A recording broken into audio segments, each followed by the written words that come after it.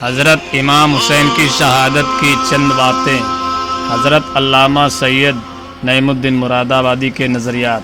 صدر الفاضل حضرت علامہ سید نعیم الدین مراد آبادی رضی اللہ تعالیٰ عنہ فرماتے ہیں کہ اگرچہ امام حسین رضی اللہ تعالیٰ عنہ کی شہادت کی خبر مشہور تھی اور کوفیوں کی بے وفائی کا پہلے سے ہی تجربہ ہو چکا تھا، مگر یزید بادشاہ بن گیا تو اس کی حکومت اور سلطنت دین اسلام کے لیے خطرہ تھی۔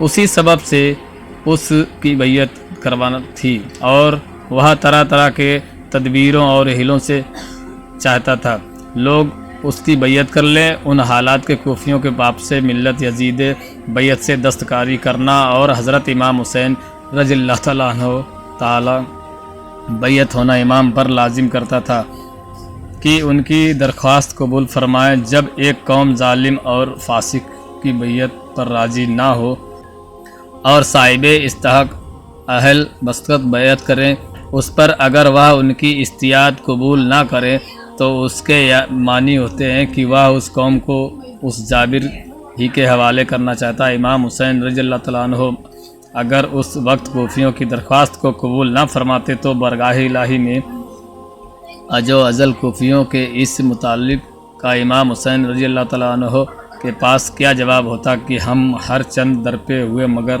امام حسین رضی اللہ تعالیٰ عنہ بیعت کے لیے راضی نہ ہوئے، اسی لیے ہمیں یزید کے ظلم و تشدد مجبور ہو کر اس کی بیعت کرنا پڑی۔ اگر امام حسین رضی اللہ تعالیٰ عنہ ہاتھ بڑھاتے تو ہم ان پر جان فدا کرنے کے لیے حاضر تھے۔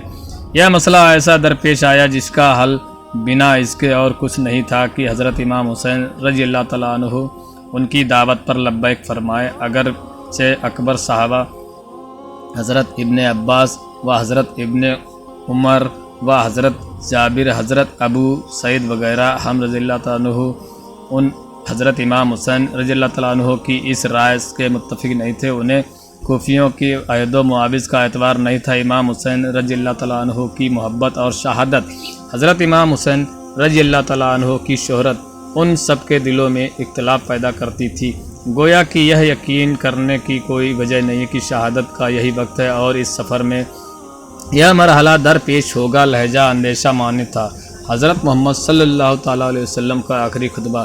بہرحال حضرت سیدنا مسلم بن عقیل رضی اللہ تعالیٰ عنہ نے اہل کوفہ کی بے پناہ محبت عقیدت کو دیکھ کر حضرت امام حسین رضی اللہ تعالیٰ عنہ کی خدمت میں خط لکھ کر بھیجا کہ ہزاروں افراد نے میرے ہاتھ پر بیعت کر لی اور یہاں کے سب لوگ آپ کی تشریف آوری منتظر۔ امام حسین رضی اللہ تعالیٰ عنہ نے اس الہ کے بعد کوفہ جانے کا عظیم فیصلہ عظیم صمیم کیا اور ادھر کوفہ میں جو فساد برپا ہو چکا تھا اس کی آپ کو اطلاع نہیں ہوئی تھی۔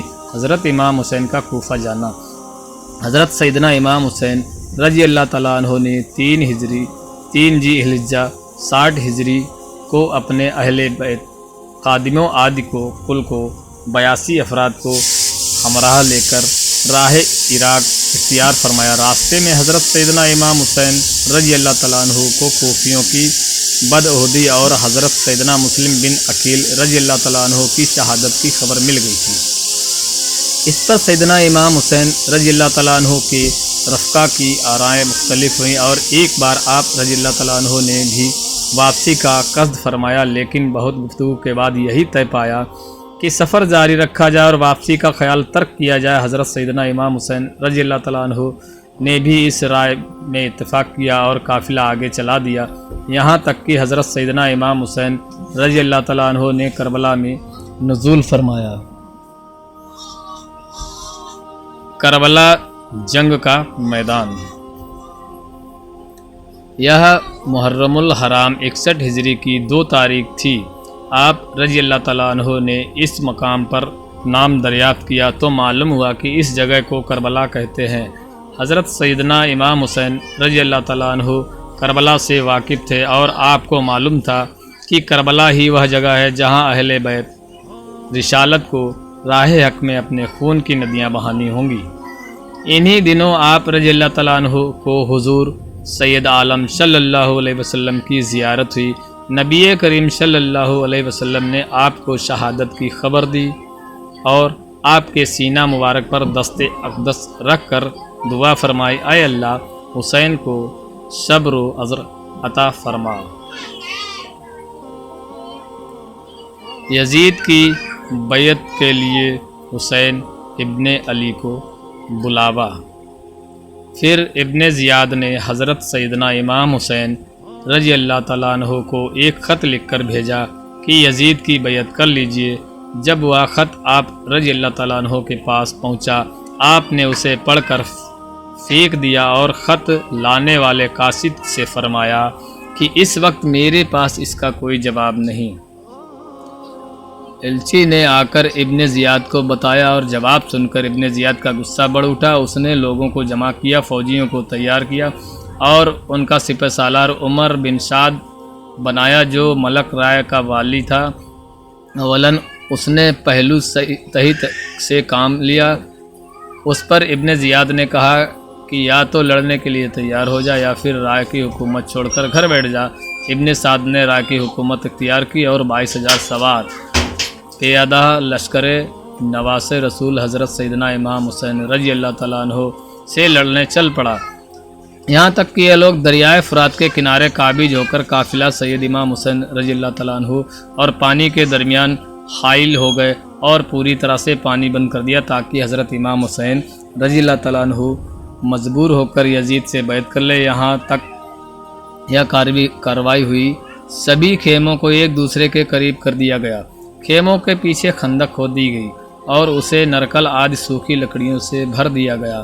اب امام حسین کے رفقا کاموں سے فارغ ہو کر سیدنا امام حسین رضی اللہ تعالیٰ عنہ کی خدمت میں حاضر ہوئے اور سیدنا امام حسین رضی اللہ تعالیٰ عنہ نے اپنے اہل اور ساتھیوں سے فرمایا کہ صبح دشمن سے ہمارا مقابلہ ہے، میں نے باخوشی تم سب کو اجازت دی، ابھی رات باقی ہے، جہاں جگہ پاؤ چلے جاؤ اور ایک ایک شخص میرے اہل بیت میں سے ایک ایک کو ساتھ لے جاؤ، اللہ اجل تم کو جزائے خیر دے، جہاد و بلال میں مترف ہو جاؤ، یہاں تک کہ اللہ تعالیٰ بلا ٹالے دشمن جب مجھے پائیں گے تمہارا پیچھا نہیں چھوڑیں گے۔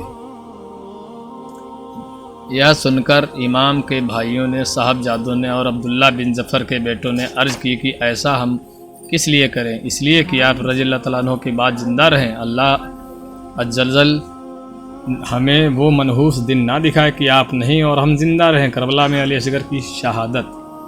حضرت امام حسین کے بچے بالخصوص خواتین پیاس کی شدت میں حلق خشک، حضرت سکینہ تڑپ کے اپنے باپ سے کہتی ہیں کہ مجھے 6 مہینے کے علی اصغر کی پیاس نہیں دیکھی جا رہی ہے۔ حضرت امام حسین بچے کو ہاتھوں میں اٹھاتے ہیں اور نہر فرات پہ پہنچ کے فرماتے ہیں تمہارا معاملہ میرے ساتھ ہے، اس 6 مہینے کے بچے نے تمہارا کچھ نہیں بگاڑا ہے، اور چلو بھر پانی پلانا چاہتے ہیں، تبھی ایک تیر آتا ہے جو علی اصغر کے گلے کو چیر دیتا ہے، خون بہنے لگتا ہے، گردن لٹک جاتی ہے۔ حضرت امام حسین وہ بہتا ہوا خون اپنے ہاتھوں میں لے کر آسمان کی طرف اچھال کر کہتے ہیں مالک حسین کی یہ قربانی بھی قبول کر۔ بہرحال حضرت امام حسین علی اصغر کو لے کر خیمے کی طرف چل دیتے ہیں، لیکن زبان پر کوئی شکایت نہیں ہے، کہتے ہیں مالک حسین کی یہ قربانی بھی قبول کر لے۔ اب خیموں کی طرف آنا سحر بانو، ام رواب، سیدہ زینب، حضرت شکینہ سلام اللہ علیہ کا سامنا کوئی آسان کام نہیں تھا، لیکن حسین ابن علی آتے ہیں، شہزادے کو یہاں خیموں کے قریب رکھ کے کہتے ہیں کہ یہ حوض کوثر سے سیراب ہو گیا ہے، اللہ اکبر، کوہرام بچ جاتا ہے۔ یہاں تک کہ ابن سعد نے اپنے لشکر کے ساتھ امام حسین رضی اللہ تعالیٰ عنہ اور آپ کے رفقا پر حملہ کر دیا۔ آپ کے رفقا، احباب، برادرانہ اور شہزادگان ایک ایک کر کے شہید ہوتے چلے گئے، تقریباً 50 سے زیادہ افراد شہید ہو گئے، اور بالآخر حضرت امام حسین رضی اللہ تعالیٰ عنہ کو بھی بڑی بے دردی کے ساتھ شہید کر دیا گیا۔ حضرت امام حسین کی شہادت۔ اسی طرح ایک ایک کر کے حضرت محمد صلی اللہ علیہ وسلم کے اہل بیت سے تمام نوجوان اور بہادر جنگجو شہید ہوتے گئے اور قربانی کا پیالہ پی لیا۔ دھیرے دھیرے جب حضرت امام حسین کی سبھی یار اپنی شہادت حاصل کر گئے تو انہوں نے فیصلہ لیا کہ اب خود میدان میں تلوار لے کر نکل جائیں۔ وہ میدان میں گئے اور یزیدی فوج سے لڑنا شروع کر دیا۔ امام حسین اکیلے یزیدی فوج کا مقابلہ کافی دیر تک کیا۔ اکیلے ہونے کے باوجود کسی نے بھی حضرت امام حسین کو مقابلہ کرنے کی ضرورت نہیں کی، اور اس کی صرف ایک وجہ تھی کہ وہ حضرت علی کے پیارے بیٹے ہیں۔ اس وقت یزیدی فوج کے فوجی حکمران ابن سعد نے محسوس کیا کہ وہ حضرت علی کے بیٹے کسی سے بھی کسی طرح مقابلہ نہیں کر سکتے، اس لیے انہوں نے اپنے تمام سپاہیوں کو امام حسین کی مخالفت میں ایک ساتھ حملہ کرنے کا حکم دیا۔ ان کے ایک ساتھ حملے کے باوجود امام حسین نے ثابت کیا کہ باطل چاہے تعداد میں کتنا بھی بڑھ جائے، حق اور سچ مقابلے میں کبھی نہیں ٹکتا۔ حضرت امام حسین کی شہادت کے بعد جب حسینیت اور یزیدیت کے بیچ خطرناک جنگ چل رہی تھی، اس دوران عصر کی نماز کا سمے آ گیا۔ اتنی مشکل حالات اور زخمی حالات میں بھی حضرت امام حسین کو نماز پڑھنے کا ارادہ تھا۔ جیسے ہی انہوں نے نماز شروع کی، یزیدی فوج کو وہ افسر مل گیا جس کا وہ لوگ ایک لمبے سمے سے انتظار کر رہے تھے۔ حضرت امام حسین سجدے میں گئے جب سمر جل جوسن نے اپنی تلوار چلائی اور حضرت امام حسین کے سر کو شریر سے جدا کر دیا۔ حضرت امام حسین کی شہادت کے بعد یزیدی لوگوں نے ان کے سر کو ایک خنجر پر رکھ کر کوفہ شہر میں گھمایا۔ وہ گلیوں میں گھومتے رہے۔ کربلا کے جنگ میں حضرت امام حسین کے گھرانوں میں سے ایک بیٹے جن کا نام حضرت زین العابدین تھا بچ گئے۔ ان کے علاوہ حضرت حسین کے گھر کی سبھی عورتیں کوفہ میں بندی بنا کر لائی گئیں۔ حضرت امام حسین کی اس دن کی شہادت کے باوجود ان کی وراثت آج تک لوگوں کے دلوں میں زندہ ہے اور قیامت تک زندہ رہے گی۔ جبکہ یزید شام کی اندھیری میں گم ہو گیا ہے، حسین ہر دل میں روشنی کی طرح زندہ ہے۔ حضرت حسین اور امام حسن سے نبی کی محبت۔ ایک دن سرخ جوڑے پہنے ہوئے حسنین کریمین حضر فاطمہ سے نکلتے ہیں۔ کم عمری کی وجہ سے کبھی گرتے کبھی سنبھلتے ہیں، اور آقا قریب خطبہ ارشاد کرتے ہیں۔ خطبہ چھوڑ کر حضور نے سجادوں کو لیا۔ وہ منظر بھی زمانے نے دیکھا۔ حضرت یہ عبداللہ بن شداد ہیں کہ حضور سجدے میں تھے اور سجدہ اتنا طویل ہو گیا، ہمیں لگا تو وہیں نزول ہو گیا یا پھر اللہ کا حکم آ گیا، اللہ کے محبوب کی روح قبض کر لی گئی۔ لیکن میں نے جب نظریں اٹھا کے تھوڑا سا دیکھا تو کیا منظر تھا کہ حسین ابن علی حضور کی پشت پر بیٹھے ہوئے ہیں اور میرے آقا سجدے کو طول دے رہے ہیں۔ اللہ اکبر! حسین کے لیے پیغمبر کے سجدوں کو طول دیا جا رہا ہے۔ حسین ابن علی کبھی ممبر پہ حضور کی اطراف میں بیٹھتے ہیں۔ وہ منظر بھی دنیا نے دیکھا کہ حضور کے مبارک کندھوں پر حسین ابن علی بیٹھے ہیں اور حضور کی زلفوں کو پکڑا ہوا ہے۔ تو حضرت عمر رضی اللہ تعالیٰ عنہ دیکھ کے کہتے ہیں، واہ واہ کیسی سواری میسر آئی حسین ابن علی کو۔ تو میرے آقا مسکراتے کہتے ہیں، عمر سواری دیکھتے ہو یا سوار بھی تو دیکھو۔ اللہ اکبر! حضرت عثمان بن زید بن حارثہ رضی اللہ تعالیٰ عنہ فرماتے ہیں، رات کا ایک پہر گزر گیا اور مجھے حضور سے کوئی کام تھا۔ میں آقا کریم خدمت حاضر ہوا، در دولت پہ دستک دی۔ حضور تشریف لائے تو چادر اوڑھی تھی، تو میں نے اپنی حاجت کہی، حضور نے میری حاجت پوری کر دی۔ لیکن ایک منظر دیکھا کہ حضور نے جو چادر اوڑھی تھی اس کے اطراف میں پہلوؤں میں ابھار تھی جس کی طرح اندر کوئی ہو۔ مجھ سے نہ رہا گیا، میں نے پوچھ لیا، میں نے کہا بندہ نواز چادر کے اندر کیا ہے؟ تو حضور نے چادر کو کھول دیا۔ تو کہتے ہیں میں نے اپنی آنکھوں سے دیکھا، ایک پہلو سے امام حسین لپٹے ہوئے تھے اور ایک پہلو سے امام حسن لپٹے ہوئے تھے۔ فرمایا یہ میرے بیٹی کے بیٹے ہیں، اے اللہ میں ان سے پیار کرتا ہوں، تو بھی ان سے پیار کر، جو ان سے پیار کرے تو ان سے پیار کر۔ ان کی محبت کا درس دیا، ان کے پیار کا سبق پڑھایا، کہا ان سے پیار کرنے والا میرے سے بھی پیار کرنے والا ہے، ان سے بغض رکھنے والا میرے سے بھی بغض رکھنے والا ہے۔ ان کی تکلیف حضور کو بے چین کر دیتی تھی۔ ایک دن نبی کریم صلی اللہ علیہ وسلم حضرت سیدہ فاطمہ کو گھر سے قریب سے گزرے تو حضرت امام حسین کے رونے کی آواز آ رہی تھی۔ تو آپ کریم صلی اللہ علیہ وسلم فاطمہ سے حسین کو چپ کرواؤ، تو جانتی نہیں حسین کا رونا مجھے دکھ دیتا ہے۔ حسین ابن علی کو حضور رونے نہیں دیتے تھے، ان کو دکھی نہیں ہونے دیتے تھے۔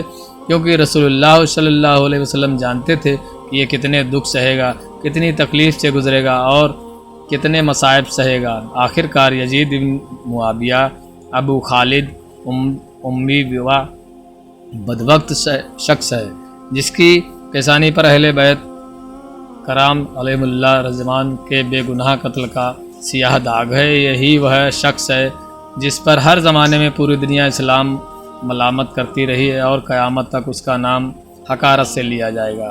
السلام علیکم، آپ سب کا تہہ دل سے استقبال کرتا ہوں۔ اگر آپ بھی قرآن حدیث کی اسلامک واقعات اور مختلف دعاؤں کے بارے میں جاننا اور سیکھنا چاہتے ہیں تو ایک دم صحیح جگہ پر آئے ہیں۔ ہم روز اسلام سے جڑی جانکاریاں آسان بھاشا اور ہندی اردو میں آپ لوگوں کے لیے پاس پہنچانے کی کوشش کر رہے ہیں۔ شکریہ۔